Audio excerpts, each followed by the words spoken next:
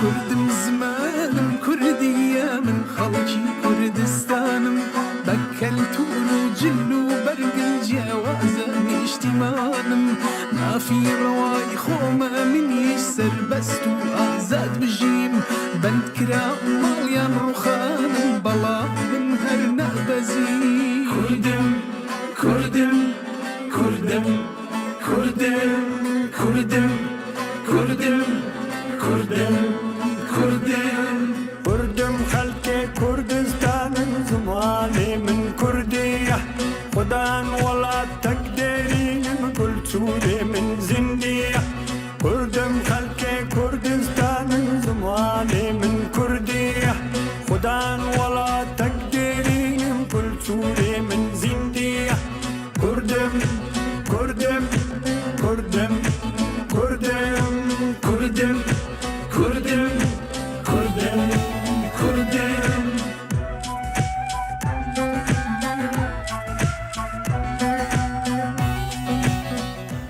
كسب ألفاظ منڵێ خۆ کوردیە هەر کەسێ نادان نەبێ خۆی تاالبی معنا دەکات. سڵاوتان لەبێ ڕازاوە منم لە رادیۆ تەلەڤیزیۆنی سلێمانیەوە لەگەڵتانم. وەک دەزانن ئەمڕۆ ڕۆژی جیهانی زمانی دایکە. نەتەوەی کوردیش وەکو هەموو نەتەوەیەکی تری دنیا خاوەنی زمان و شوناسی خۆیەتی. بۆ ئەو مەبەستە کۆلێجی زمان لە زانکۆی سلێمانی هەستەوە بە سازدانی مەراسیمێک بۆ ئەو یادە. لەگەڵمان بمزانین مەراسیمەکە چی لە خۆی دەگرێت.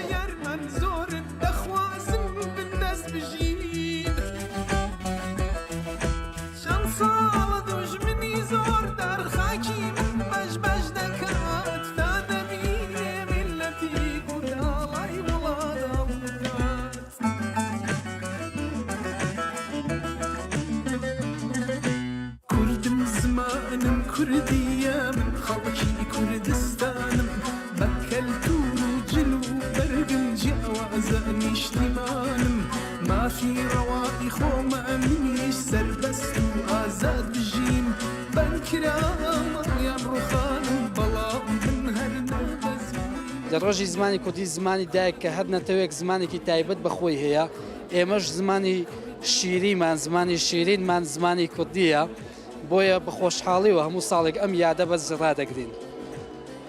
بەیامە چیە لەم ڕۆژەدا بۆ زمانی کوردی چی بکەین بۆی زمانی کوردی بمێنێتەوە؟ بەڵێ ئێمە سپاس بۆخوا کۆمەڵێک دکتۆر پرۆفیسۆری بەتوانامان هەیە لە کۆلێژی زمان لە ئادابی کوردی زمان ئەم دکتۆر و پرۆفیسۆرانە سوپاس بۆخوا خزمەتێکی زۆریان بە زمانی کوردی کردووە و کۆمەڵێک مامۆستا و خوێندکاری باشیان پەروەردە کردووە و ئەم ڕۆژە کە ڕۆژی زمانی کوردی خانەنشین بوون هیوادارم هەمیشە هەر شتێکمان لێ ئاسی بوو لە زمانی کوردی پەتی ڕەسەندا ئێمە پەیوەندیان پێوەکەین هەموو خوێندکارانی ئازیز چونکە ئەمان سەرمایی وڵات و نیشتیمانن. لە ڕۆژی جیهانی زمانی دایکدا چیت هەیە بۆ زمان و هەروەها چیت هەیە بۆ زمانی کوردی کە زمانی دایکی ئەمە؟ بەڵێ سڵاوتان لێبیان سڵاو بۆ جەنابتانە بۆ ئەم دەرفەتە.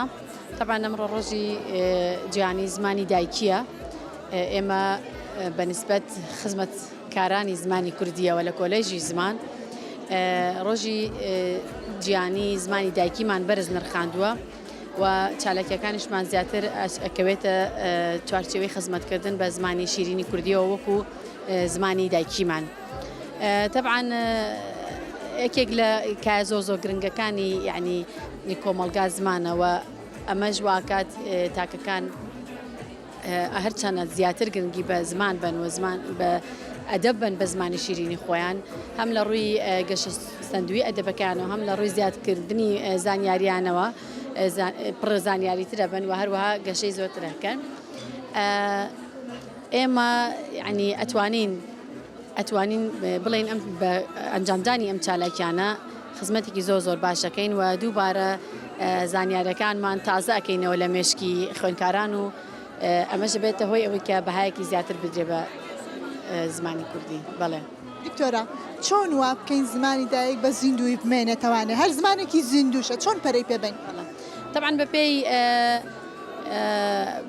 چۆن ئەڵێ پێناسەکانی ڕێکخراوی یونسکۆ هەر کەسێک کە بە زمانی دایکی خۆی نەتوانێت بخوێنێت و بنووسێتەوە بە نەخوێنەوار لە قەڵەمە درێ ئێمەش یعنی ئەمانەوێت ئەم بۆنانە ببێتە هۆکارێک بۆ ئەوەی لە پارچەکانی تریش ببێتە هۆکارێک بۆ ئەوەی کێمەهانی خوێندکارانمان بدەین لە دەرەوە لە ناوەوە لە دەرەوەی کوردستان کە بەردەوام هەوڵی ئەوە بن کە بە زمانی دایکی خۆیان هەم بخوێننەوە هەم بنووسن هەم وەربگێڕن بۆ ئەو زمانە. ئێمە یەکێک لە ڕێگاکانی خزمەتکردن بێگومان نووسینی ئەدەب و ئەو بابەتانەیە کە کەسێک وەکو چالاکی بەکارهێنێت یعنی وەکو توانایی خۆی هەیەی ئەمە یەکێکە لە هۆکارانی کە زمان بەگەشتە سندوی بێڵێتەوە. یەکێکی تر لەوانە وەرگێڕانی بابەتە معریفی و زانستیەکانە بۆ سەر زمانی کوردی.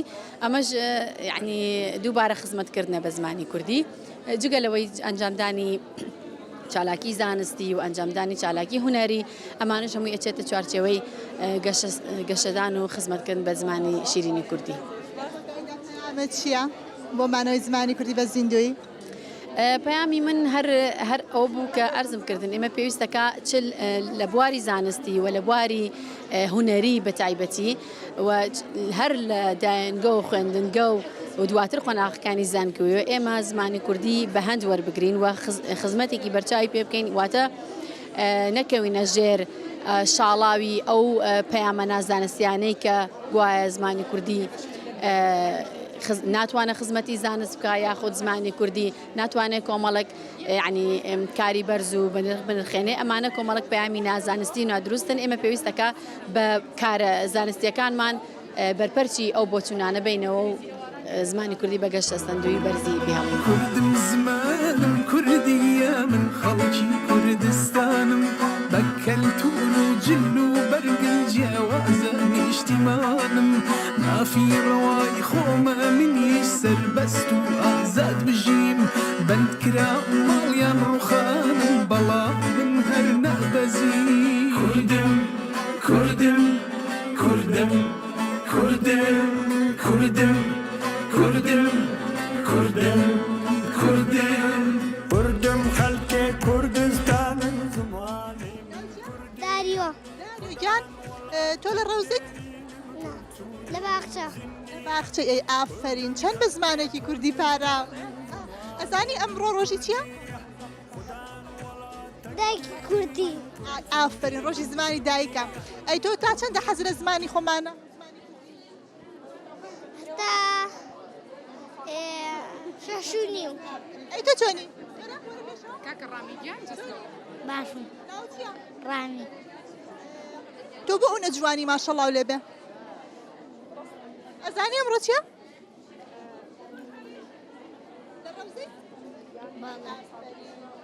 گۆرانێکم بۆڵێیت؟ گۆرانی کوردی ئەزانی؟ ئەی ئافرین عادی تۆ چۆنی؟ باشم ناو چییە؟ میر میرە گیان گۆرانێکم بۆ بڵێ.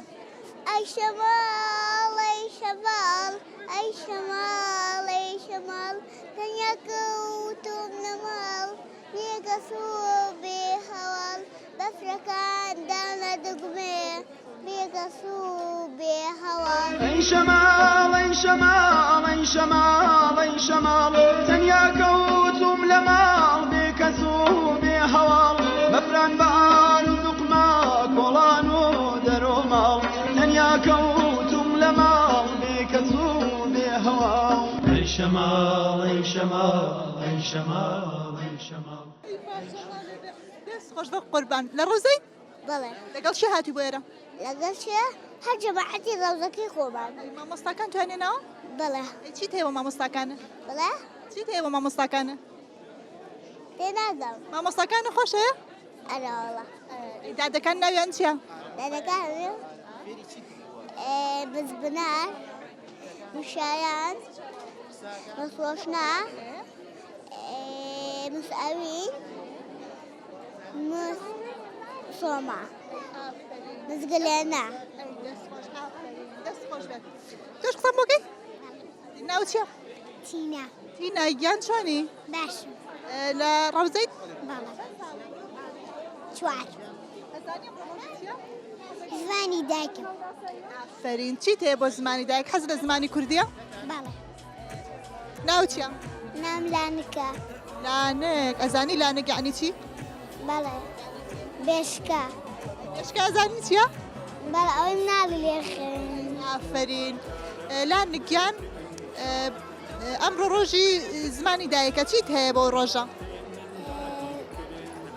زۆر خۆشە ئەمجا وە زۆر حەز لێ بۆم شەو كرن دو بار جارات دويكرن شار جارات وێکردن چار ولاتي من داقي كرن هر شار آلي بونا يار هەرچار ئالی بوونە یار لە ئینەمێ حەتا سێوەس لە شنگاڵێ حەتا قارس سەرخۆ بوون و ئاڵا و خەبات ئەو ژ من ڕەبوون پێناس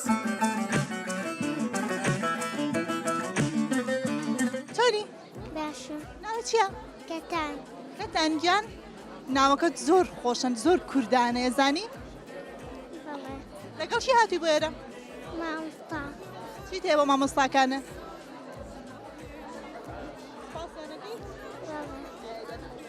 ئەی چیمان پێشکەشەکەی؟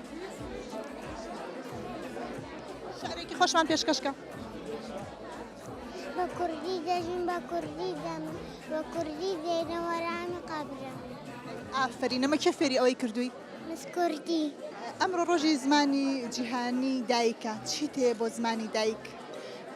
سەرەتا زۆر سپاسانەکەم بۆم دەرفەتە ئێمە وەکو باخچەی کورجینێسی چوار ئەمڕۆ مراڵەکانمان هێناوە بۆ جامعی سلەیمانی زانکۆی سلەیمانی بەشی کۆلێژی زمانی کوردی لەبەر ئەوەی ئێمە لە پاڵ ئەوەی کە خۆمان باخچەیەکی ئینگلیزین بەڵام گرنگێکی زۆر زۆرمانیاوە بە زمانی دایک پێمان خۆشە مناڵەکانمان شانازی بە کوردبوون و بە زمانی دایکیانەوە بکەن و ئەمڕۆژ زانیمان کە ئەم پێشەنگا و کۆمەڵێک ڕۆشتی جوان ئەکرێ حەزمان کرد بەشدار بین و مناڵەکانمان هێناوە.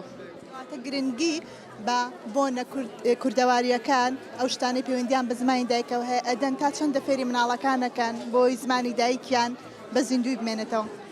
بەڵێ ئێمە زۆر هەوڵمان لەگەڵ مناڵەکانمانایە و هەوڵی بەردەوامیش ئەین کە مناڵەکان ڕاستە فێربوونی هەر زمانێکی بیانی گرنگی خۆی هەیە بەڵام لەگەڵ ئەوەیە زمانی دایکیان لە بیر نەکەن و لە هەموو بۆنە ئاینیەکان و لەگەڵ بۆنە نیشتیمانیەکان و ئەوانە ئێمە چالاکی تایبەت بە خۆمان هەیە.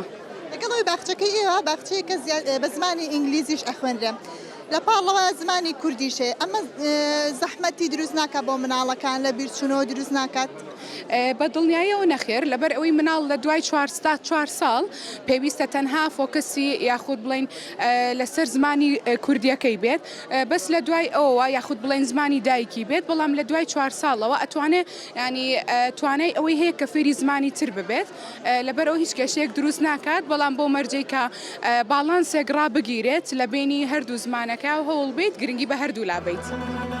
کوردم زمانم کوردیە من خەڵکی کوردستانم بە کەلتور و جل و بەرگن جیاوازە نیشتیمانم مافی ڕەوای خۆمە منیش سەربەست و ئازاد بژیم بەندکرا ماڵیان ڕوخانم بەڵام من هەر نەبەزی کوردم کوردم کوردم کوردم کوردم کوردم کوردم کوردم كردم خلقي كردستان زماني من كردية خدان ولا تقدرين كل سوري من زندية كردم خلقي كردستان زماني من كردية خدان ولا تقدرين كل سوري من زندية كردم كردم كردم كردم كردم كردم کاک بۆکان وەک دەزانی ئەمڕۆ ڕۆژی جیهانی زمانی دایکە چیت هەیە بۆ زمانی خۆمان کە زمانی کوردیە؟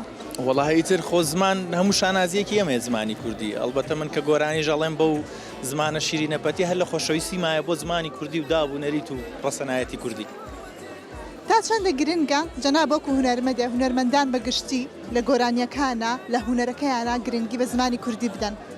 بێگومانە جا ئێمە زیاتر دیارین لە خەڵکی ئاسایی ئەبێ ئەوە پیشانی گەنجەکان بینەوە پیشانی گیری تازە بکەین کە زمانی کوردیان پێ ئاشنا بکەین بە زمانی شیرینی کوردی گۆرانی بڵین و بە ستایلی کوردیش گۆرانی بڵین بۆی ئاشنا بن بە هونەری وڵاتەکەی خۆیان بە هونەری نەتەوەکەی خۆیان نەک بە ئاوازێکی بیانی نەک بە زمانێکی بیانی گۆرانی بڵێ. کەواتە هونەرمەندان ڕۆڵیان هەیە لە زیندومانەوەی زمانی کوردیدا؟ کورە هونەرمەند لە هەموو شتێکا ڕۆڵی هەیە گەر بێوێت نەک هەر لە زیندومانەوەی زمانە. تۆ کاتێک کە چاوێکی زۆرە لەسەر ئەتوانی پەیامێکی جوان بگەینیت. کاک بۆکان جەنابە وەکو هونەرمەندێ با باس لە هونەرەکەت بکەین. وە کەزانین جەنابە کە گۆرانی ئەڵێ گوێگرێکی زۆرێ هەیە. چی وای کردو ئەو سەحرە چییە کە تۆ ئەو گوێگرە تایبەتەوە هەیە؟ وەڵاهی من خۆم باسی ئەو شتان ناکەم گوێگرم هەیەیانیمە ئەوە بێ خەڵک قەرار با. ئەوێ ئێمە ئەڵێن سڕەکەی چییە بۆچی وایە؟ سوپاسیانەکەم من ئیحساسێکی خۆمەوە من تا ئێسش من هونەرمەندێک نیم تەنها گۆرانی بێژەکەم ئیحساسێکی خۆمە گۆرانی ئەڵێم و پێش هەموو کەس من چێژ لە دەنگی خۆمە بینم. ئەگەر بزانم مستەوایەکەم نیە ئەگەر بزانم توانایەکەم نییە بەردەوام نابم. بەڵام لەگەڵ ئەوەشدا کە ئەوان گوێم بۆ ئەگرن ترەوە و پەڕیشانازیە بۆ من. کاریگەری هونەرمەندەکانی تر بە تایبەتی هونەرمەندە ڕەسەنەکان و فۆلکلۆرەکان کامیان زۆر بەسەر جەنابتەوە هەیە؟ بە زۆری مامۆستا عەدنان کەریم کاریگەری زۆر لەسەر من هەیە، مامۆستا عەباسی کەمەندی، مامۆستا حەسەن دەرزی، ئەمانە زۆر کاریگەریان لەسەر من هەیە و باگشتیش هونەرمەندە کوردیەکان ئەوانەی کە بە زمانی شیرینی کوردی و ئیشی جوانەکەن من گوێ بۆ هەمویان ئەگرم. بەرهەمی نوێت ئەگەر لێرەوە ڕای بگەینی بەرهەمی نوێت چییە؟ بەرهەمی نوێ وەڵاهی گۆرانەیە کە ئاوازی مامۆستا عەدنان کەریمە و شعریکا خالیج مەدید فەرەجە. ئێستا گۆرانێکە تەواو بۆ وەکو تۆمارکردن تەنها کلیپی ماوە بەڵام ڕەنگە ماوەیەکی تر بڵاوی کەینەوە بەم زوانە بڵاو نابێتەوە.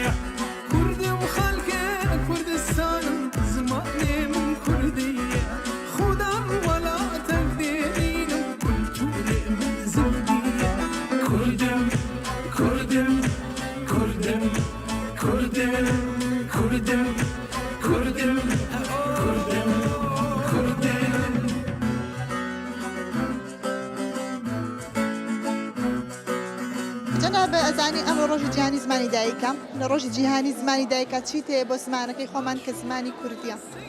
زۆر خۆشحاڵم کە ئەمڕۆ کۆبووینەتەوە بۆ ڕۆژی زمانی دایک. کەسێکم کە زۆر گرنگی ئێم بە زمان بەلاشمە زۆر گرنگە زیاتر گرنگی بین وەکو کۆمەلگایەک بە زمانەکەمان. بڵێ تۆ وەکو قوتابیەک چۆن گرنگی بە زمانی کوردی ئەیت؟ نازم ئەگەر ئاگادار بن بەڵام ئێمە گروپێکی نەتەلەبە گۆڤارێکی ئەدەبیمان هەیە کە تایە کاری هونەری بڵاوکەینەوە. گروپە تەلەبەکان خەریکین کاری هونەری وەکو شعر بێ وەکو شعر بێ یاخود کورتە چیرۆکی ئەفسانەی بێ یاخود نائەفسانەی کوردی و ئینگلیزی ژوەرەگرین کوردیەکەش بە ئین تەرجمەوە بڵاوکەینەوە. هەموو ساڵێک چاپێکین. ئەم ساڵ تقریبان مانگی 5 چاپی 4مانێتە دەرەوە. گۆڤاری جامعی ئەمریکی زانکۆی جامعی ئەمریکی. بەڵێ چ بابەتێکی تیا بڵاو ئەکەنەوە؟ هەموو بابەتە بێ وەریەگرین تاکە ینی داواکاریمان ئەوەیە کە کارێکی هونەری بێت کارێکی هونەری وەکو شعر بێ. ینی بابەتە هونەریە کوردیەکان تەرجمەی ئینگلیزیەکان. بەڵێ هەردووکی بێکەوە چاپەکەین تایە. بڵێ ئەوە تا چەندە خزمە دەکا بە زمانی کوردی؟ وڵایی خزمەتێکی زۆر دەکات چکە وەکو بزانن گۆڤار کاری هونەری تایە خەڵکی خوێنێتەوە بڵاوە بێتەوە بەبێنی خەڵکە. وەرگێڕانی بۆکەن؟ وەرگێرێکمان هەیە لە جامعەکەمان ئەو زیاتر شارەزای ئەو بۆمانەکات. بەڵێ کە بابەتەکان وەرەگێڕن تا چەندە زەحمەتی دروست ئەبێت بۆ ئێوە لە کاتی وەرگێڕانە بۆ نەوشەیەەکە بە کوردی ئینگلیزیەکەی مرادفی نەبێت؟ بەڵێ زۆر قورسە بەلامانەوە چونکە هەنێ جار بەلای منەوە نییە کوردی هەموو وشێکی تایە وەکو ئینگلیزی بەڵام چکە زۆر ڕۆژانە بەکاری ناهێنین بە ئاسایی نایەت بۆمان بۆیە محاولاکەین کاتێککە ئەم کارانە تەرجمە ئەەکەین لەگەڵ تەرجمانێکی پرۆفشناڵا بیکەین. کوردم زمانم کوردیە من خەڵکی کوردستانم بە کەلتور و جل و بەرگن جیاوازە نیشتیمانم مافی ڕەوای خۆمە منیش سەربەست و ئازاد بژیم بەندکرا ماڵیان ڕوخانم بەڵام من هەر نەبەزی کوردم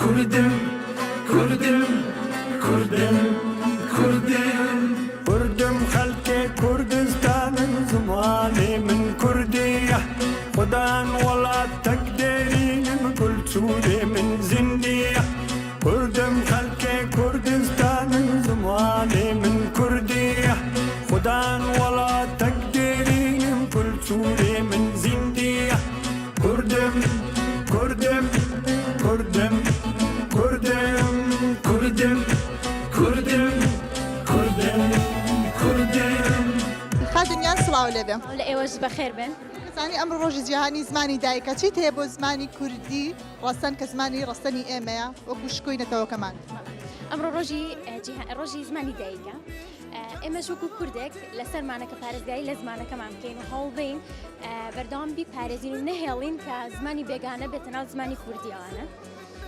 و ئەم چالاکیش کە ئەمڕۆ ڕێکخراوە بۆ پاراستنی زمانی کوردیە و ناساندنی کولتوری کوردیە جەناب قوتابیت لێرە بەڵێ من خوێندکاری وەرگێڕانم ئەمڕۆ بە چالاکیەکی ئەدەبی بەشداریمان کردووە ئامانجی ئێمە لە کردنی ئەم چالاکیە ئەوەیە کە ناوی ڕۆمانوسە کوردیەکان بناسێنین بە خەڵک لە هەمان کاتە ناوی ڕۆمانە کوردیەکانیش واتە بۆی ئاشنا بن بە ڕۆمانە کوردیەکان کە نووسەرەکانیان کوردن ئەتوانین باسی چالاکیەکەتمان بۆ بکەیت چالاکیەکەی ئێمە لێرە ناوی ڕۆمانە کوردیەکان واتەوەی کە نووسەرەکەی کووردە لەناو ئەم شوشەیە هەیە ئەبێت تۆ ناوی ڕۆمانوسە کوردیەکە بزانیت توانم تاقی بکەمەوە بزانم لەو شتانە شاتان مەڵم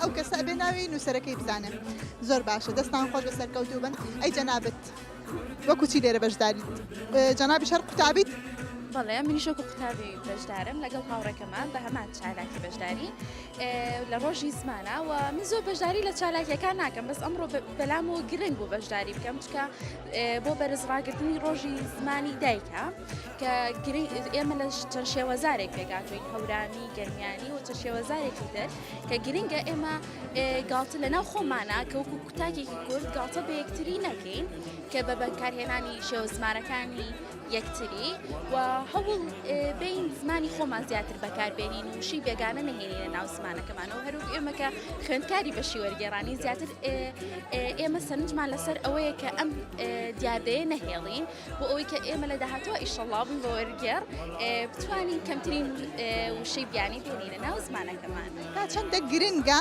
کە ناوەندەکانی خوێندن گرنگی بدات بە زمانی کوردی وڵا زۆر گرنگە چکە ئەگەر تۆ بتوێ گەلێک داگیرکی توانین زمانێک لە ڕێی زمانەکەیەوە داگیرکی تۆ کە جیلێکە پەروەردە کرد هیچ لە زمانی دایکی خۆی نەزانی و بە شانازیشەوە بڵێ من مناڵەکەم نازانێت کوردی بەکاربهێنێ کە ئەوە یەکێکە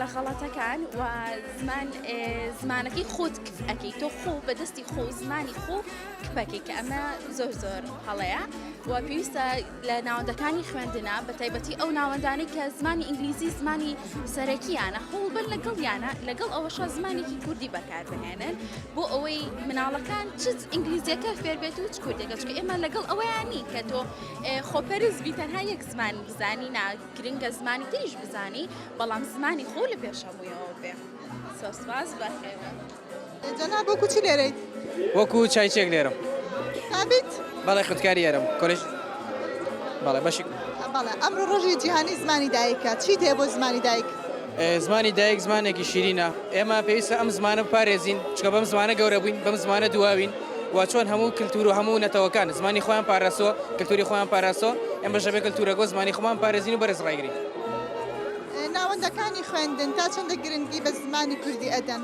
بەداخەوە ناوەندەکانی خوێندن زۆر کزن لەو بوارەوە چونکە ئێساکو بینین زۆربەی مەکتەبەکان بوون بە ئینگلیزی و بە ئەهلی بێگومان ئەمەش کاریگەری لەسەر زمانی کوردیمان هەیە و ئێمە هەوڵین لێرەوە گەر بتوانانی بە چالێکیشی ئاوا بێ بە قسەیەکی ئاسایی بێ هەوڵ بین زیندوکردنەوەی زمانەکەمان بەردەوام بکەین بۆی زمانەکەمان پارێزین لێرە بە چ چالاکێک بەشداری توانیت تۆزێ باسیم بۆ بکەیت ئێمە بە چالێکی چایخانە بەشداریمان کردووە وەکو چایخانەی فۆکلۆری کورداوارەکان بەشداریمان کردووە کە کۆندا لە لادەکان داهابوونیە خۆرناو شاری سلێمانیدا لە کۆنداون شێوەیە بووە خەڵکانی پیر و زیاتر بە شێرە کۆبوونەتەوە دۆمینیان کردو و کاتەکانیان بەسەر بردو چیان خواردەوەتەوانێ وەکو دەبێنی سەماوەر و تەجیل و ڕادیۆی کۆنماندانەوەتە وەکو فۆلکلۆری کوردی هێرانەکانیشتان زۆر خۆشە فۆلکلۆری کوردین هەموو بەڵێ هەموو هونەرمەندی فۆلکلۆری کردین وەکو حەسەن زیرەک و ماملێ و ئەمانە چەندە چای مشتری چای خواردن هەیە وەڵام مشتەرەکان باشن لەخوا بەزیاوە تقریبا 6,000 فرۆشن عیبی نییە ساغێت كردم خلقي كردستان زماني من كردية خدان ولا تقدرين كل سوري